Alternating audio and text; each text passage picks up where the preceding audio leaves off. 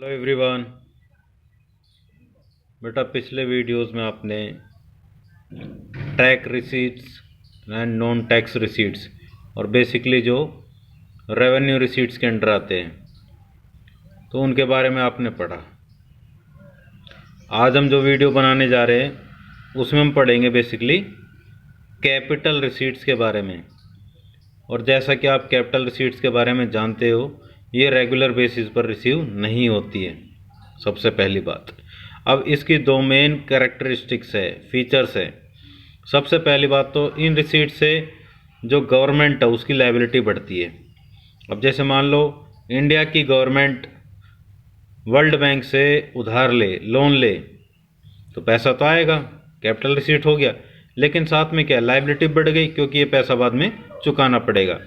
दूसरा, इससे जो गवर्नमेंट के एसेट्स है वो घट जाते हैं। वो किस तरह से, मान लो गवर्नमेंट ने अपनी प्रॉपर्टी बेच दी प्राइवेट सेक्टर को, तो पैसा मिल गया, कैपिटल रिसीट्स, लेकिन क्या, असेट्स घट गए। ठीक है। इसी तरह से अब जैसे एयर इंडिया का दिखा रखा है, एयर इंडिया के शेयर अगर गवर्नमेंट बेच दे और उससे पैसे मिले हैं, वो कैपिटल रिसीट्स है। साथ में क्या हुआ है, असेट्स भी घट गए हैं। अब यहाँ पर बेसिकली हम देख सकते हैं कैपिटल रिसीट्स। सबसे पहला इसमें रिकवरी ऑफ लोन्स, फिर बोरोइंग्स एंड अदर लाइबिलिटीज़, और तीसरा अदर रिसीट्स।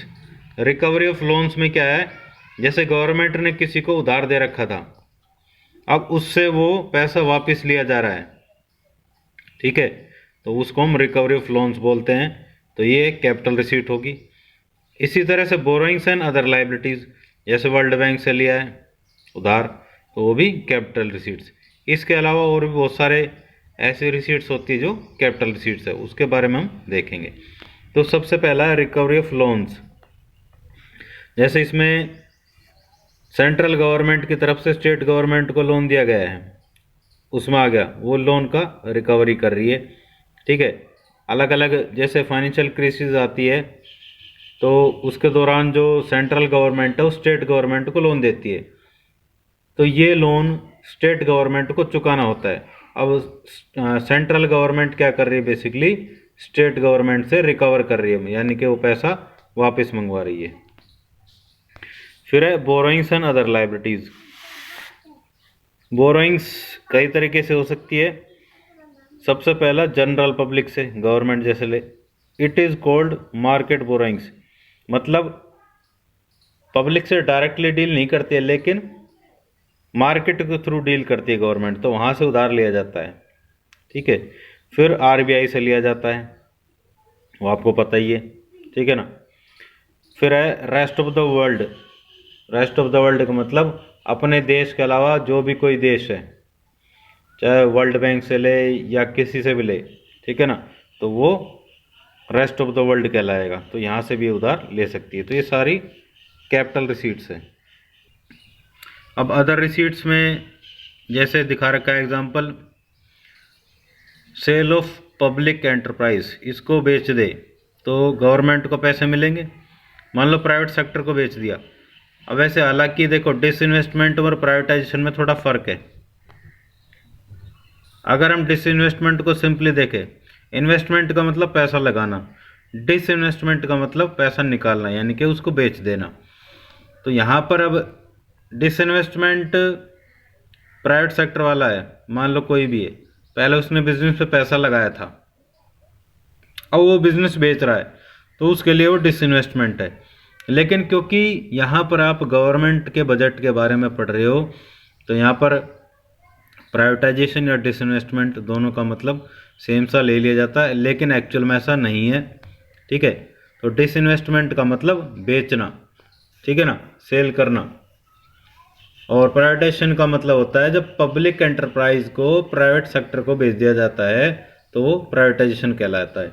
अब जैसे यहाँ पर हम एग्जांपल लेके चल रहे कि इंडियन रेलवेज को अंबानी ग्रुप को बेच दिया गया, तो ये क्या कहलाएगा, डिसइन्वेस्टमेंट, यानी कि प्राइवेटाइजेशन, और ये अदर रिसीट्स में आ जाता है।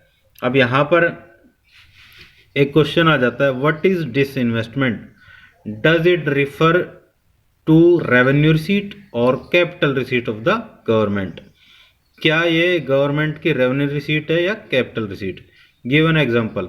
बेटा अभी आपने ऊपर पढ़ लिया, डिसइन्वेस्टमेंट है कैपिटल रिसीट में आएगा, ना कि रेवेन्यू रिसीट में। और डिसइन्वेस्टमेंट का मतलब क्या है?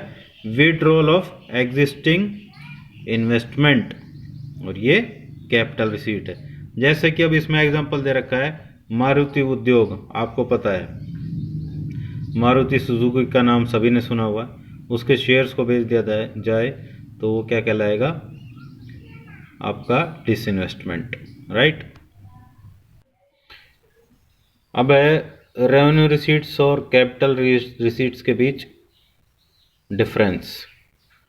Revenue receipts versus capital receipts. अब यहाँ पर बेसिस ऑफ डिफरेंस ले रखे हैं revenue receipts capital receipts.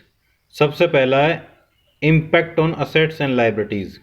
Revenue receipts का बेटा कोई फ़र्क नहीं पड़ता है, नो इम्पैक्ट। लेकिन कैपिटल रिसीट से क्या है? लाइबिलिटीज़ बढ़ जाती है और असेट्स घट जाते हैं। फिर burden on future generations. Future generation का मतलब है जैसे मान लो मोदी की गवर्नमेंट है, आगे आने वाले टाइम में किसी और की गवर्नमेंट आए, तो ये फ्यूचर जनरेशन का मतलब यहाँ पर ये है।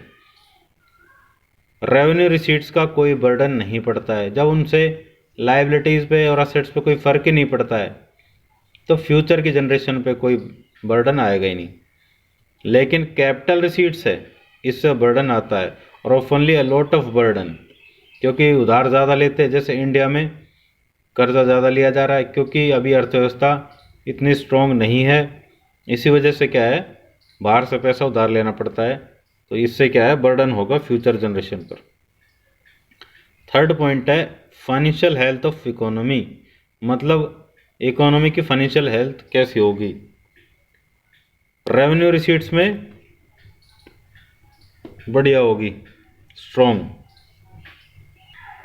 भाई रेवेन्यू रिसीट्स को आप ये लगा के चलो कि आपकी जो इनकम है आपके खर्चे से ज़्यादा है, तो आपको क्या उधार लेने की ज़रूरत पड़ेगी।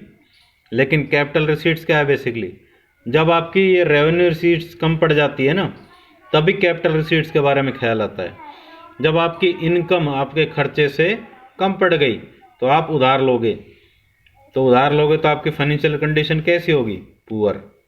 लेकिन जब आपकी रेवेन्यू रिसीट से ही काम चल रहा है, कैपिटल रिसीट्स पे नहीं गए हो, शुरुआत रेवेन्यू रिसीट्स की है, ठीक है, फिर उसके बाद कैपिटल रिसीट्स, पहले ये आता है फिर ये आता है। अगर ये रेवेन्यू रिसीट्स आपके कम पड़ गए तभी आप कैपिटल रिसीट्स पे जाओगे, यानी कि आप उधार लेने की तरफ जाओगे। जब उधार लोगे तो आपकी फाइनेंशियल कंडीशन कैसी होगी? पुअर। फिर रेगुलर और irregular. Revenue receipts generally regular ही होता है, ये इरेगुलर। तो आज के लिए इतना ही बहुत है बेटा, मिलते हैं नेक्स्ट वीडियो में नेक्स्ट कॉन्सेप्ट के साथ। तब तक के लिए बाय बाय, टेक केयर।